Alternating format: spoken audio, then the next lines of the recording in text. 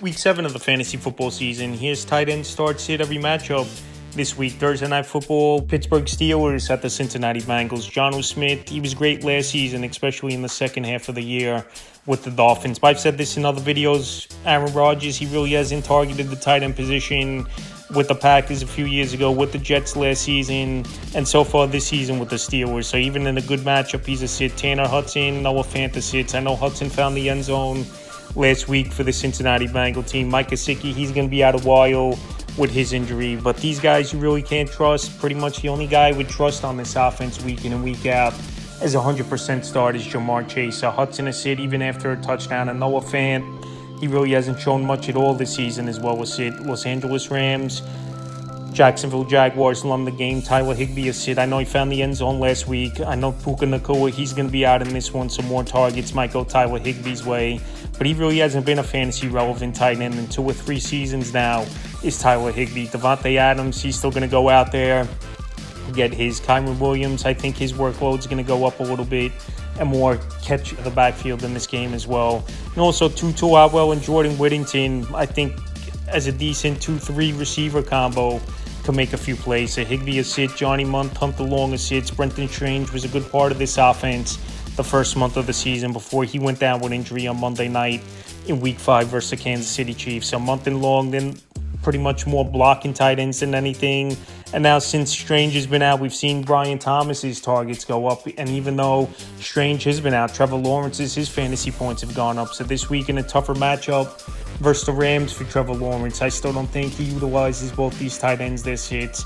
Philadelphia Eagles at the Minnesota Vikings, Dallas Goedert, he's locked in as a top, one of the better options at the tight end position this season. Last week, over 100 yards, found the end zone at the New York Giants. Had a way better season than A.J. Brown and Devonta Smith, arguably the number 1 target in the passing game right now for this Philadelphia Eagle team. And even in a tougher matchup, at a good defense in Minnesota, he's a start. T.J. Hockenson a start. I know the numbers haven't been great for T.J. Hockenson, but now coming off a bye week, is this Minnesota Viking team, I think they're going to be well rested. We've seen it with other teams like last week. Atlanta comes out of the bye week. Their offense plays great football. And I think Hockenson and Carson Wentz, they had to get on the same page a little bit. And this week, in a matchup versus Philadelphia, where their defense has been leaky a little bit, Hockenson is a back-end top 12, 15 option, still a start for me in this ball game. New England Patriots at the Tennessee Titans. Hunter Henry, he's a start in this game for me. Hunter Henry, I know the last 2 weeks the numbers have been down. Last week, he only had 2 catches, 51 yards in that ball game. Drake May's that type of quarterback that spreads it out. He's going to make plays. Some weeks it's going to be Diggs, obviously. Last week it was Booty, like we saw last week. And then some weeks it's going to be Hunter Henry. So this week in a good matchup at Tennessee, where we just saw Michael Mayer go for 5 catches, 50 yards, and a touchdown. The backup tight end on Vegas first time. Hunter Henry a start. Chigga Kwango is sit. I know Calvin Ridley, he might miss this ball game, where obviously more targets are going to go Chigga Kwango's way. You will believe in this one. But Chigga Kwango, he's been an inconsistent player for many seasons now. And now with Callahan, this head coach, this offense might look a little bit different, but it might take a little bit longer for them to get on the same page. So this week, in a tougher matchup versus the Pats, he's a sit. Carolina Panthers at the New York Jets, Jatavian Sanders, he practiced most of last week. He didn't play versus the Dallas Cowboys. If he does play in this game, the tight end position usually isn't utilized much for this Carolina Panther team. It's been the Rico Dowdle show the last 2 weeks anyway for this Carolina Panther team. And also Tatora McMillan scored 2 touchdowns last week, and Jalen Coker possibly returning to the lineup. So with all those factors, and like I said, the tight end position in Carolina more weeks than not hasn't been a fantasy option. Sanders and Tremble are both sits regardless if Sanders plays or not. Now to the Jets, Mason Taylor's a fringe option. 2 weeks in a row, he went out there and had decent ball games with Mason Taylor. And I know this week, Garrett Wilson, he's going to be out with the knee injury, and he's going to miss a couple weeks for this Jet team. And arguably, Mason Taylor could be the number 1 option in the passing game. But like I said, last week, I know it was a tough matchup versus a great defense of the Denver Broncos, but he only had 1 catch for 2 yards. So this Jet offense in disarray a little bit now after they had a couple good weeks, even though it was a lot of garbage time for Mason Taylor. So this week, even when he could be operating as the number 1 option in the offense, he's a fringe option. Miami Dolphins at the Browns, Darren Waller start. Out of retirement, got traded to the Dolphins. in the offseason, missed the first 3 weeks of the season, and ever since then now, 3 weeks in a row at least, he's found the end zone with Darren Waller, including 2 touchdowns going back in week 4 versus the New York Jets on Monday night. So Waller, he's a big target, still can show the run after catch prowess, and with Tyreek Hill obviously out for the season, his numbers are going to stay steady. Now to the Browns, David Njoku, he left in that game with a knee injury last week. He tried gutting it out but couldn't finish the game. But if he does play in this one, it's a great matchup versus a bad defense of the Miami Dolphins. We saw last week Andre Gatson have a good game, was the rookie versus defense at the tight end position. So if Njoku plays, he's a great athlete. Him and Gabriel had good rapport going back a couple weeks ago in that London game versus Minnesota. And Harold Fanning, if he's going to get majority of the snaps and be the number 1 tight end if Njoku's out. We saw what he could do last week as well. 7 catches, 81 yards on 10 targets. But regardless, I would start both these tight ends. Fanning, we saw a couple weeks ago as well versus Minnesota where he had 13 yards and a touchdown. It's like Dylan Gabriel, young quarterback, security blanket. He's going to target the tight end position.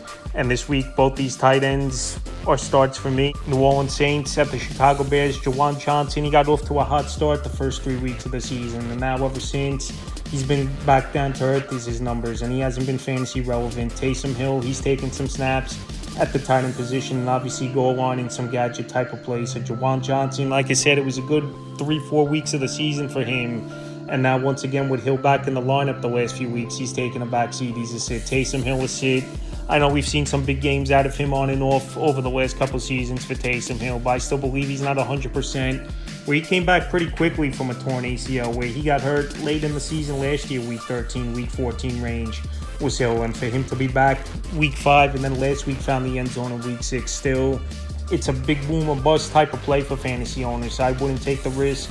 This week he's a sit. Cole Kmet, Colston Loveland a sit. It's pretty much this tight end position over here in Chicago. It hasn't been a fantasy option. It's been Rome Odunze, DJ Moore, and DeAndre Swift out of the backfield being the main options in this offense for Caleb Williams in Chicago. So Cole Kmet and the high draft pick Colston Loveland, pretty much they've been non-existent all season long. And I thought Loveland, we would see more out of him, where they took him 10th overall was a spare team. But obviously that hasn't been the case, and even in a good matchup versus Saints, easy sits. Vegas Raiders at the Chiefs. It looks like Brock Bowers, they're going to sit him out at least one more week.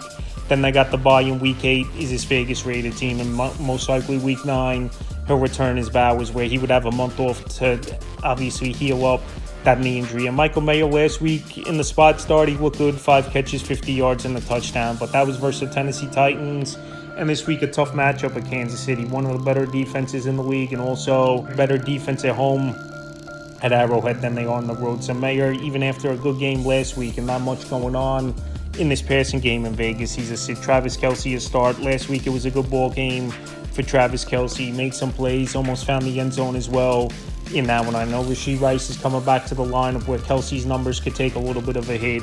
But Kelce and Mahomes, they're still locked in. They're still going to go out there and make plays. Obviously not the elite level that Kelce was putting on the last 4 or 5 seasons, but still a serviceable tight end, and this week a beatable matchup versus the Raiders. Indianapolis Colts at the Los Angeles Chargers. Tyler Warren, to me, he's arguably the best tight end of fantasy football already this season in his rookie year. Only 6 weeks into the year, and this week a decent matchup at the Los Angeles Chargers, where we did see Darren Waller score a touchdown versus defense last week. Warren, the number 1 option to me in this past game as well for this Indianapolis Colts team, and Daniel Jones and him have a great rapport, so he's a must-start. Rondé Gatson, he's a sit for me. Last week it was a good game for Gatson, 7 catches, 68 yards, but he did fumble loss, and also it was an easy matchup versus a bad Dolphin defense. And now if Quentin Johnston returns to the lineup this week as well, those targets are going to go away from Gatson and obviously go to Quentin Johnston and either Keenan Allen or McConkey. So after a good game last week, this week I can't trust him. He's a sit. New York Giants at the Denver Broncos. Theo Johnson, a fringe option. 2 weeks in a row, he found the end zone prior with Theo Johnson. But last week, it was a dud ball game where he didn't do much versus the Philadelphia Eagles. And the New York Giants did put up 34 points in that one. So this week in a tougher matchup at a good defense at Denver, he's a fringe option. I think New York, they're going to rely on Jackson Dart making plays by himself and Cam Scatterbo out of the backfield and Wan'Dale Robinson. And even if Darius Slayton returns in this game, I think he'll be ahead of Johnson in the pecking order, where he's pretty much been a touchdown dependent tight end. Evan Ingram a start. This week a good matchup versus the New York Giants, where tight ends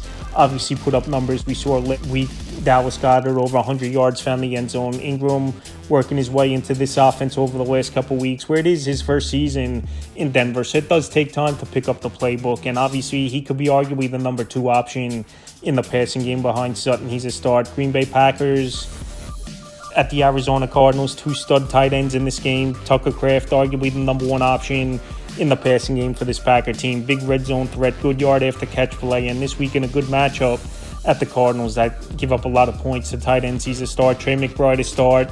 Trey McBride had a monster ball game last week in Indianapolis, and I think this offense operates better with Jacoby Brissett in their quarterback than Kyler Murray. He's a quarterback that's going to stay in the pocket. He's going to make the quicker reads.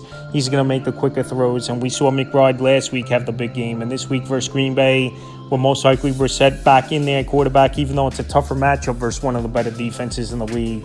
He's still a must-start player. Commanders at the Cowboys. This is going to be a high-scoring game, I believe, between these 2 NFC East teams. And Zach Ertz, he's arguably the number 2 option. He's been operating over the last few seasons with this Commander team. We know Terry McLaurin, he's missed majority of the season with injury. He possibly could return in this one versus the Dallas Cowboys. Signs are finally pointing in the right direction for that to happen. But Ertz, he's been a touchdown playmaker for this Commander team the last couple seasons, and he's always had a great track record versus the Cowboys going back to his Eagle days. So this week he's a start, and we know Cowboys can't stop anyone. And Jake Ferguson has been one of the top tight ends in all fantasy football all season long. Him and Dak Prescott have been on the same page for many seasons. He's been a touchdown machine over the last couple weeks is Jake Ferguson, where he's had 4 touchdowns the last 3 games. I know CeeDee Lamb, there's a good shot he returns in this game and targets could go down for Ferguson, but still, even let's say he gets 5-6 targets, I think he can make the most of it. Atlanta Falcons at the 49ers, Kyle Pitts, he's a sit for me in this game. Some weeks he'll have good games, and some weeks like last week he'll disappear, where it was the Drake London show for the Atlanta Falcons, and rightfully so, where it was London and Bijan just carrying that offense to victory versus the Buffalo Bills. So Pitts, I know he's had a better season.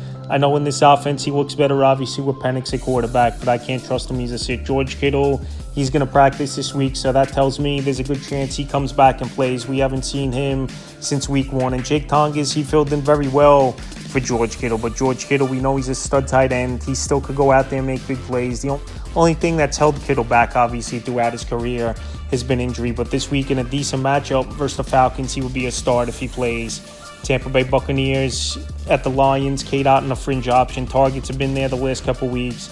This receiving room is depleted. We know Chris Godwin, Ibuka. We know they're not playing. Mike Evans possibly could return to the lineup, but either way, I think Cade Otton's going to get his 5-6 targets.